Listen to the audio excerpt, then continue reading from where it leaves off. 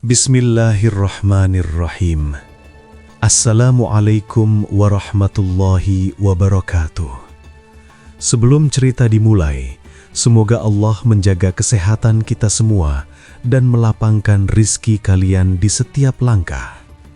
Jangan lupa dukung channel ini dengan subscribe, like, dan share, agar cerita-cerita penuh hikmah bisa terus hadir menemani hari kalian.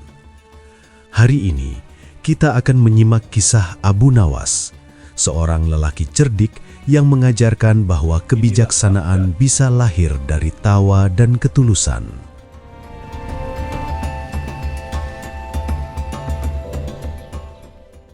Pagi itu, suasana istana Baghdad terasa lebih hangat dari biasanya. Matahari baru saja naik, dan cahaya kuningnya menembus sela-sela tirai istana.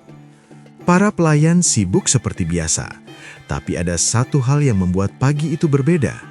Baginda Raja Harun al-Rashid terlihat berjalan dengan langkah ringan, hampir seperti seorang pedagang kurma yang baru saja menutup transaksi besar. Senyum di wajahnya sulit ditahan, sampai para pengawal saling pandang. Jangan-jangan Baginda dapat wangsit, bisik salah satu pengawal, setengah serius, setengah bercanda. Ternyata tidak. Alasannya jauh lebih sederhana, tetapi bagi Baginda sangat membahagiakan. Ayam betina kesayangan beliau baru saja bertelur. Ayam ini bukan ayam sembarangan. Warnanya coklat keemasan, bulunya lembut, dan kalau berjalan sedikit miring ke kanan seperti pejabat istana yang terlalu percaya diri. Ayam itu dipelihara Baginda dengan penuh perhatian, diberi makan biji-bijian terbaik, dan ditempatkan di kandang mewah yang bahkan beberapa warga Baghdad mungkin iri melihatnya. Begitu mendengar kabar ayam itu bertelur, Harun al-Rashid langsung memanggil seluruh penasehatnya. Semua berkumpul, seru beliau sambil mengangkat telapak tangan. Para menteri berlarian, beberapa masih mengunyah sarapan, beberapa lagi baru selesai mengikat sorban. Mereka menduga sesuatu yang besar terjadi. Mungkin ada utusan dari Romawi, mungkin ada kabar dari pasar Baghdad, atau mungkin, dan ini dugaan paling menegangkan, istri raja sedang mencari siapa yang mengambil manisan kesukaannya. Namun Raja Harun al-Rashid justru duduk tenang sambil mengusap jenggotnya. "Ayangku bertelur," katanya. Para menteri membeku, mereka saling pandang, bingung apa yang harus dilakukan. Bertepuk tangan, mengucapkan selamat, atau pura-pura pingsan. Akhirnya menteri paling senior, lelaki tua dengan kumis yang sangat bangga dengan dirinya sendiri, memberanikan diri berkata, "Itu kabar yang sangat menggembirakan, Baginda." "Tentu saja," kata sang raja sambil tertawa pelan. "Ini pagi yang istimewa, dan pagi istimewa perlu hiburan istimewa." Disinilah ide itu muncul, ide yang hanya bisa keluar dari seorang raja yang cerdas, jenaka, dan sedikit gemar menguji pasar rakyat. "Aku ingin mengadakan sayembara," katanya. Para menteri langsung menegakkan punggung, wajah mereka menunjukkan rasa takut yang tipis-tipis disembunyikan. Setiap kali Baginda mengadakan sayembara, biasanya rakyat antusias, sementara para menteri harap-harap cemas karena mereka sering jadi korban pertanyaan pertama. Raja pun melanjutkan, "Pertanyaannya sederhana sekali, bahkan anak kecil pun bisa mengucapkannya, tapi jawabannya harus cerdas dan logis." Para menteri mulai berkeringat. Jika raja bilang sederhana, itu biasanya berarti rumit dalam kedok sederhana. "Apa pertanyaannya, Baginda?" tanya penasehat khusus. Raja tersenyum lebar. "Duluan mana, telur atau ayam?" Seketika ruang sidang istana menjadi senyap. Kalau seekor lalat lewat, bunyinya mungkin terdengar seperti gendang perang. Para menteri saling pandang lagi. Mereka tahu pertanyaan itu tampak kecil, tapi seperti duri kecil bisa membuat banyak orang frustasi. "Sayembaranya begini," lanjut raja. "Siapapun boleh menjawab. Hadiahnya 1 pundi emas." Tapi beliau menaikkan alisnya. "Jika jawabannya tidak bisa menahan sanggahan dariku, orang itu akan masuk penjara." Di bagian ini, wajah para menteri berubah pucat. Mereka tahu raja suka menantang logika. Sanggahan beliau biasanya runcing, cepat, dan sering membuat orang yang paling pintar sekalipun tersesat dalam pikirannya sendiri. Tak butuh waktu lama sampai kabar tentang sayembara itu menyebar ke seluruh Baghdad. Para pedagang pasar membicarakannya sambil menakar rempah. Para tukang roti mendiskusikannya sambil menepuk adonan. Anak-anak kecil bahkan menirukan gaya sang raja sambil bertanya kepada teman mereka. Namun ketika pengawal istana membuka pendaftaran peserta sayembara, jumlah yang mendaftar sungguh memprihatinkan. 4. Hanya 4 orang yang berani. Bukan karena rakyat Baghdad kurang cerdas, tapi hukuman masuk penjara membuat banyak orang menghela napas panjang, memikirkan keluarga, masa depan, dan cicilan unta. Tidak ada yang ingin mendekam di penjara hanya karena salah menjawab tentang telur dan ayam. Keempat peserta itu punya latar belakang berbeda. Peserta pertama adalah seorang pedagang kain. Ia merasa dirinya cukup pandai dalam logika karena setiap hari harus menawar harga, menghitung keuntungan, dan menghindari tipu daya pembeli licik. Peserta kedua seorang guru ngaji dari pinggiran kota.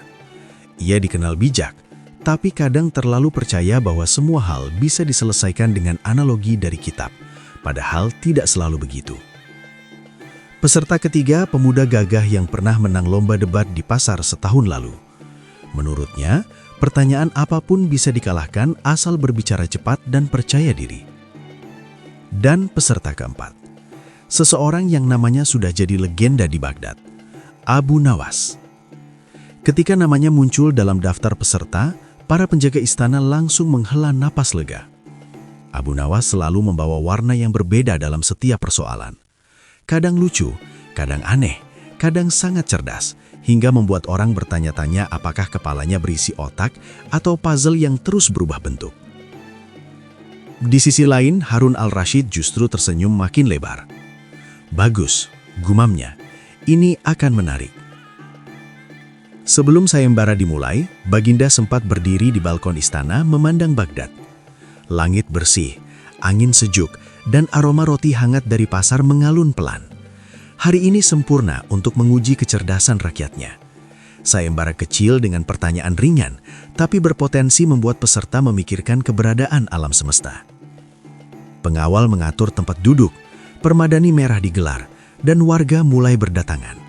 Mereka tidak tahu siapa yang akan menang, tapi mereka tahu satu hal, jika Abu Nawas ikut, pasti akan terjadi sesuatu yang tidak bisa ditebak. Begitulah pagi di Baghdad bermula dengan telur sebiji, seekor ayam yang tampak bangga, dan sebuah sayembara yang akan menjadi pembuka kisah penuh tawa, hikmah, dan keluasan akal manusia. Dari hal kecil, lahirlah percakapan besar.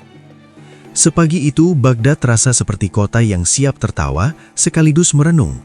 Dan cerita ini baru mulai berjalan menuju sesuatu yang lebih seru. Pagi sayembara akhirnya tiba.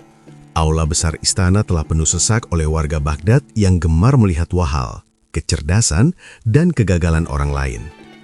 Kombinasi keduanya biasanya menjadi hiburan yang tidak kalah seru dari pasar malam. Para pengawal berdiri gagah di kanan kiri, sementara Baginda Harun al-Rashid duduk di atas singgasana dengan senyum tipis penuh antisipasi. Beliau tampak seperti seorang guru yang sudah menyiapkan pertanyaan jebakan untuk murid-murid yang terlalu percaya diri. 4 peserta berdiri dengan perasaan berbeda. Pedagang kain, guru ngaji, pemuda gagah, dan Abu Nawas. Keempatnya memandang singgasana dengan campuran harap, cemas, dan sedikit penyesalan karena terlalu cepat menandatangani formulir pendaftaran. Pengawal mengumumkan, peserta pertama, maju. Peserta pertama, pedagang kain. Si pedagang kain melangkah dengan gaya sok tenang. Di pasar, ia memang jago menawar, tapi di depan raja, lututnya seperti kehilangan kemampuan berdiri mandiri. Ia memberi salam hormat dan mengusap keringat yang muncul bahkan sebelum pertanyaan dilontarkan. Raja Harun al-Rashid mencondongkan tubuh, tersenyum dan bertanya, "Wahai saudagar, menurutmu duluan mana, telur atau ayam?" Pedagang kain itu menarik nafas seperti mau mengucapkan wasiat terakhir. "Telur, Baginda," jawabnya yakin. "Kenapa telur?" tanya raja. Santai, tapi nada suaranya membuat para menteri yang mendengar langsung merinding. Pedagang itu mengusap dagu. Karena telur bisa menetas menjadi ayam, jadi logis jika telur lebih dulu. Raja mengangguk pelan. Baik, kalau begitu, telur pertama itu siapa yang mengerami? Seketika wajah sang pedagang mengeras seperti adonan roti yang lupa diberi air. Mulutnya terbuka tapi tidak ada suara keluar, hanya angin panik yang terdengar seperti bisikan doa. Kalau telurnya tidak dierami, lanjut Raja sambil tersenyum nakal, bagaimana mungkin bisa menetas menjadi ayam pertama? Pedagang kain mulai gelagapan. Mungkin ada angin panas, Baginda, atau matahari, atau api unggun, atau... Baginda tertawa kecil. Jadi menurutmu ayam pertama berasal dari telur yang dierami oleh cuaca? Sorakan kecil terdengar dari penonton. Pedagang kain tampak makin gugup dan akhirnya menunduk. Jawabanmu tidak kokoh, kata Raja. Maafkan aku, tapi kau harus menerima konsekuensinya. Dua pengawal memegang bahunya. Sang pedagang hanya bisa pasrah sambil berkata lirih. Ini semua gara-gara ayam, bukan gara-gara aku. Penonton tertawa gembira. Mereka tidak kejam, tapi warga Baghdad memang dikenal punya selera humor yang agak ekstrim. Peserta kedua, maju. Guru ngaji melangkah dengan sopan. Sosoknya tenang, sorbannya rapi, dan wajahnya penuh keyakinan seperti orang yang siap mengajar tafsir. Banyak warga berharap ia bisa menjawab, karena reputasinya di kampung cukup baik. Setelah memberi salam, Raja kembali melontarkan pertanyaan yang sama. Duluan mana, telur atau ayam? Guru ngaji itu berkata mantap. Menurut hamba, keduanya lahir bersamaan, Baginda. Penonton bergumam. Beberapa mengangguk merasa jawaban itu terdengar bijak. Namun mereka lupa bahwa yang dihadapi bukan warga biasa, tapi Harun al-Rashid, raja yang hobi menghancurkan logika orang dengan satu kalimat simpel. Bersamaan, ulang Raja. Bagaimana maksudmu? Guru ngaji tersenyum ramah. Seperti halnya pasangan hidup, Baginda. Allah menciptakan segala sesuatu berpasang-pasangan, maka telur dan ayam pun dicipta pada waktu yang sama. Raja mengusap jaguknya. Kalau diciptakan bersamaan, berarti ketika diciptakan pertama kali, yang satu sudah jadi ayam, satu lagi sudah jadi telur. Guru ngaji mulai goyah, tapi masih mencoba tenang. Mungkin bisa saja begitu, Baginda. Kalau begitu, kembali Raja menekan. Kenapa Allah menciptakan ayam dalam bentuk ayam jadi, sementara telur diciptakan dalam bentuk mentah? Bukankah bentuk ciptaan pertama seharusnya konsisten? Seketika wajah sang guru ngaji tiba-tiba seperti mendengar pertanyaan ujian yang tidak pernah ada dalam kitab pelajaran manapun. Sorot matanya berubah, dari percaya diri menjadi halus butuh tolong. Mungkin itu rahasia, katanya pelan. Raja tersenyum lebar. Segala sesuatu memang punya rahasia, tapi jawabanmu tidak menjelaskan logika dari keduanya. Lalu, apa alasan logisnya? Guru ngaji itu bingung total. Tangannya gemetar kecil. Hamba tidak punya jawabannya, Baginda. Baginda menghela napas dengan nada tenang. Dengan hormat, kau tak lulus sayembara ini. Pengawal menghampirinya. Guru ngaji menunduk dalam, berkata lirih. Semoga Allah mengampuni kelemahan logikaku hari ini. Penonton menahan tawa sambil menepuk pundak satu sama lain. Peserta ketiga, pemuda gagah. Sebelum pengawal memanggil peserta ketiga, suasana aula sudah penuh bisik-bisik. Pemuda ini terkenal suka berdebat. Katanya, ia pernah mengalahkan 5 tukang cerita di pasar dalam satu sore. Kepercayaan dirinya naik seperti adonan roti yang terlalu banyak ragi. Ia maju ke depan dengan langkah mantap. Saya siap, Baginda, katanya lantang, seolah sayembara ini hanya diskusi ringan. Pertanyaan yang sama kembali dilontarkan. Menurutmu, duluan mana, ayam atau telur? Pemuda itu tersenyum percaya diri. Ayam betina dulu, Baginda. Tidak mungkin ada telur tanpa ayam betina. Baginda mengangguk, tampak tertarik. Baik, kalau begitu, sebelum ayam betina itu bisa bertelur, ayam jantannya dari mana? Pemuda itu terdiam. Lalu ia menjawab cepat. Dari ayam sebelumnya. Baginda mengangkat alis. Ayam sebelumnya yang mana? Bukankah kau bilang ayam betina itu yang pertama? Pemuda itu mulai goyang. Mungkin ayam betina itu bisa bertelur sendiri, Baginda, tanpa ayam jantan." Penonton langsung tertawa. Beberapa hampir tersedak kurma. Bahkan menteri yang paling pendiam pun menutup mulutnya agar tidak ikut tertawa. Raja hanya tersenyum kecil. "Begini anak muda, ayam betina butuh ayam jantan untuk menghasilkan telur. Jika kau mengatakan ayam betina itu muncul begitu saja, bukankah itu tidak logis?" Pemuda itu menggaruk kepala, tampak menyesal ikut sayembara. "Hamba keliru, Baginda." Pengawal mendekat. Ia pun mengikuti 2 peserta sebelumnya menuju penjara. Suasana aula kini dipenuhi kegembiraan penonton. 3 peserta gugur, tinggal 1 lagi tersisa. Satu-satunya yang belum maju adalah Abu Nawas. Orang-orang mulai tersenyum karena mereka tahu Abu Nawas bukan tipe orang yang menjawab dengan cara biasa. Logikanya sering memutar, berjalan zigzag, atau melompat melalui pintu yang tidak dilihat orang lain. Raja Harun al-Rashid sendiri tampak menahan tawa kecil. Ujian peserta memang hampir selesai, tapi pertunjukan sesungguhnya baru akan dimulai. Dari semua momen, biasanya momen Abu Nawas lah yang membuat seluruh Baghdad pulang sambil membawa cerita baru untuk diwariskan. Istana Baghdad siang itu seperti masjid di hari Jumat, penuh, riuh, tapi tetap tertib karena semua mata tertuju ke satu titik. 3 peserta telah tumbang, masing-masing meninggalkan pelajaran berharga tentang bahaya terlalu percaya diri dalam menghadapi pertanyaan sederhana dari seorang raja yang pikirannya seperti labirin, cantik, rumit, dan penuh jebakan. Kini, Raja Harun al-Rashid melirik ke arahnya dan tersenyum kecil. Senyum itu bukan senyum orang yang ingin menghukum, tetapi senyum seorang raja yang menantikan pertandingan yang sepadan. 3 peserta sudah tumbang, ketiganya membawa warna berbeda. Si pedagang kain penuh gugup, guru ngaji yang terlalu tenang, dan pemuda gagah dengan teori nyeleneh yang tak bertahan lama. Kini panggung tinggal menunggu 1 tokoh terakhir. Tokoh yang selalu muncul ketika logika buntu dan humor dibutuhkan sebagai penolong. Tokoh yang setiap kata-katanya sering membuat warga Baghdad tersenyum sambil mengelus dada. Abu Nawas. Seseorang di kerumunan berbisik, kalau Abu Nawas sudah naik panggung, berarti akan ada keajaiban atau kekacauan, kadang dua-duanya. Dan pada siang itu, Baghdad siap untuk menyaksikan sesuatu yang jauh lebih seru daripada debat telur dan ayam. Mereka siap melihat bagaimana seorang pemikir jenaka membalikkan pertanyaan yang menjebak menjadi jawaban yang tak terduga. Ia lalu berdiri di hadapan singgasana.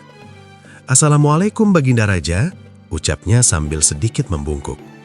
"Waalaikumsalam Abu Nawas," jawab Raja tersenyum tipis. Takapan Baginda seperti mata kucing yang sedang memperhatikan tikus cerdas yang mungkin bisa lolos dari jebakannya. Harun al-Rashid merapatkan posisi duduknya. "Kau datang sebagai peserta terakhir, dan pertanyaannya tetap sama. Menurutmu, mana yang lebih dulu ada, telur atau ayam?" Abu Nawas menggaruk dagunya sebentar, seolah sedang memikirkan hal yang sangat pelik. Penonton menunggu, beberapa orang bahkan memegang dada, takut kalau jawaban Abu Nawas membuat mereka tertawa terlalu keras. Lalu dengan suara biasa saja, tanpa drama sedikit pun, Abu Nawas menjawab, "Yang lebih dulu adalah telur, Baginda." Penonton langsung ribut. Beberapa yang tadinya mengira Abu Nawas akan mengeluarkan jawaban yang rumit merasa sedikit kecewa. Sementara yang lain justru semakin penasaran, karena Abu Nawas jarang memulai sesuatu dengan jawaban yang kelihatan gampang. Raja mengangguk pelan. "Mengapa telur dulu?" Pertanyaan itu disampaikan dengan nada yang sangat hati-hati, seperti orang menunggu jebakan yang mungkin balik ke dirinya sendiri. Abu Nawas menahan senyum tipis. "Karena ayam bisa mengenal telur, Baginda, tapi telur tidak bisa mengenal ayam." Suasana berubah hening seketika. Bayangkan seluruh aula disuruh diam oleh seorang ahli sihir, itulah kira-kira situasinya. Mata para menteri membulat, penonton mengerutkan dahi, dan raja sendiri tampak mematung selama beberapa detik. Kalimat itu terlalu simpel untuk diperdebatkan, tapi terlalu logis untuk dibantah. Raja mencondong ke tubuh. "Jelaskan maksudmu." Abu Nawas mengangkat bahu ringan. Sederhana saja Baginda, seekor ayam ketika melihat telur tahu bahwa itu telur. Ia bisa mengerami, menjaga, atau bahkan memakannya kalau sedang lapar luar biasa. Tapi telur tidak tahu apa-apa. Dia tak bisa berkata, itu ibuku, atau itu ayam yang akan mengeramiku. Penonton mulai tertawa kecil. Logika itu seperti pedang bambu, tidak memotong tapi cukup menghentikan lawan. Abu Nawas melanjutkan, jika ayam bisa mengenali telur, itu berarti ayam datang kemudian. Ia adalah pihak yang mengetahui keberadaan telur. Sedangkan telur tidak mengenali siapapun, maka jelaslah telur terlebih dahulu. Raja mengusap jenggotnya. Wajahnya tampak serius, tapi matanya menyimpan kekaguman yang cukup jelas. Sebagai seorang raja, beliau terbiasa dengan jawaban yang berbelit, penuh kutipan kitab atau mengandalkan teori yang sulit diuji. Namun jawaban Abu Nawas justru menusuk dari sisi yang tak terpikirkan oleh siapapun. Seorang menteri berbisik pada rekannya. Mengapa jawaban itu terdengar masuk akal tetapi sekaligus tidak ada hubungannya dengan asal-usul ayam? Rekannya hanya mengangkat tangan, menyerah. Namun bagi raja, yang lebih penting bukan apakah jawabannya tepat secara ilmiah, tetapi apakah ia bisa menyangga logikanya. Dan sayangnya, ia tidak bisa. Jadi, ujar raja dengan nada yang lebih lembut dari sebelumnya, menurutmu telur itu muncul lebih dulu daripada ayam? Abu Nawas menangkupkan kedua tangan. Betul Baginda, dan saya tidak berusaha menjelaskan asal-usulnya. Saya hanya menjawab pertanyaan Baginda, mana yang lebih dulu? Dan logikanya, yang mengenal harus datang setelah yang dikenal. Penonton berdengung seperti lebah di pagi hari. Ucapan itu terdengar sederhana, tapi dalam kesederhanaannya ada kecerdikan yang membuat siapapun merasa ditarik ke dalam logika Abu Nawas. Raja akhirnya tersenyum lebar. Kau membuat pertanyaan ini seperti teka-teki anak kecil, tetapi jawabannya tidak bisa kusanggah. Abu Nawas menunduk sedikit. Saya hanya mencoba menjawab sejujur-jujurnya Baginda. Allah memberikan akal untuk dipaksa rumit. Kadang kebenaran itu sederhana. Sorakan kecil muncul dari penonton. Bahkan sebagian mulai menepuk tangan, meski pelan dan sopan agar tidak mengganggu wibawa istana. Raja mengangkat tangan, menghentikan tepuk tangan itu. Abu Nawas, kata beliau, jawabanmu sederhana, namun tak dapat kutangkis. Itulah kecerdikan. Abu Nawas menunduk rendah, kali ini lebih hormat dari sebelumnya. Segala puji hanya milik Allah yang memberikan akal untuk berpikir. Raja mengangguk, lalu berkata, "Kau memenangkan sayembara ini." Aula kembali meledak dalam tepuk tangan dan sorak gembira. Bahkan beberapa pengawal yang biasanya kaku pun tersenyum senang, seakan mereka juga ikut bangga dengan kemenangan Abu Nawas. Abu Nawas melangkah mundur, tapi wajahnya tetap santai. Ia tidak menunjukkan kebanggaan berlebihan. Kemenangan baginya bukan soal emas atau hadiah, tapi kegembiraan melihat sebuah pertanyaan rumit akhirnya luruh oleh jawaban sederhana. Seperti benang kusut yang tiba-tiba lurus hanya dengan satu tarikan kecil. Saat ia kembali ke tempat duduknya, beberapa orang menepuk bahunya. Ada yang memuji, ada yang tertawa, ada pula yang bertanya apakah ia mau menjadi guru logika bagi mereka. Abu Nawas hanya tersenyum. Ilmu itu datang dari Allah. Saya juga masih belajar. Di atas singgasana, Raja Harun al-Rashid memandang sosok itu dengan bangga. Beliau mengenal Abu Nawas sebagai orang yang lugu dalam sikap, namun tajam dalam pikiran. Dan hari itu, sekali lagi, Abu Nawas membuktikan bahwa kecerdikan bukan tentang mempersulit jawaban, tapi memahami di mana letak pintu keluar dari labirin pertanyaan. Aula perlahan tenang kembali, namun keheningan itu bukan kosong. Ia penuh oleh decak kagum dan bisikan pelajaran. Dan bagi penduduk Baghdad, cerita hari itu akan menjadi kisah yang mereka ulang puluhan kali di kedai, pasar, dan beranda rumah. Tentang bagaimana satu jawaban kecil dapat menaklukkan seluruh debat besar. Dan dengan demikian, babak Abu Nawas dimulai. Babak ketika kecerdasan dan humor menyatu dengan iman, membuktikan bahwa akal yang jernih juga bagian dari nikmat Allah yang patut dirawat. Sahabat semua, dari perdebatan sederhana tentang ayam dan telur, kita belajar satu hal yang luar biasa.